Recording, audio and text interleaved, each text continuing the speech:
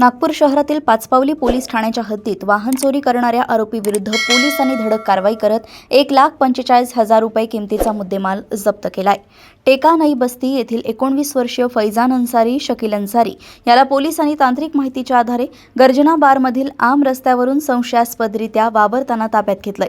फारुख नगर येथील तहसीम रजा दानिश अहमद रजा यांची घरासमोर उभी असलेली हिरो एक्स्ट्रीम दुचाकी 16 ऑगस्टच्या रात्री चोरीला केली होती। तक्रारीवरून गुन्हा दाखल करत पोलिसांनी परिसरातील सीसीटीव्ही फुटेजच्या मदतीने संशयित फैजानला ताब्यात घेऊन विचारपूस केली असता त्याने या चोरीची कबुली दिली। अधिक तपासात त्याने पाचपावली हद्दीतीलच अन्य 2 गुन्ह्यांतील हिरो होंडा ॲक्टिवा आणि हिरो होंडा स्प्लेंडर या दुचाकी चोरी केल्याचं मान्य केलंय। पोलिसांनी सर्व वाहने जप्त केली असून पुढील तपास पोलीस हवालदार विनोद समदुरे करतायत। पोलीस स्टेशन पाचपावली येथे 610/26 कलम 303(2) भारतीय न्याय संहिताप्रमाणे गुन्हा दाखल होता।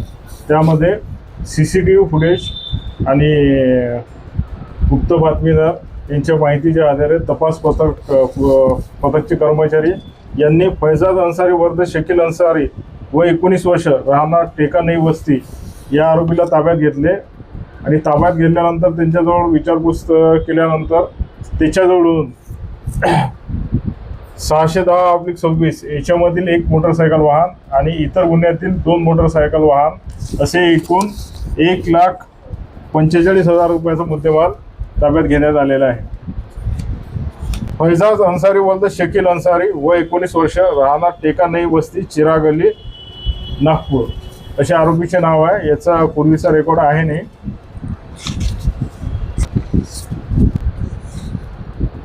पाचपावली येथील डीबी पथकचे अधिकारी सचिन बोंडे आणि विनोद समुद्रे हेड कॉन्स्टेबल यांच्या टीमने सदरच्या आरोपीला अटक केलेली आहे आणि इतर वाहन हस्तगत केलेले आहे।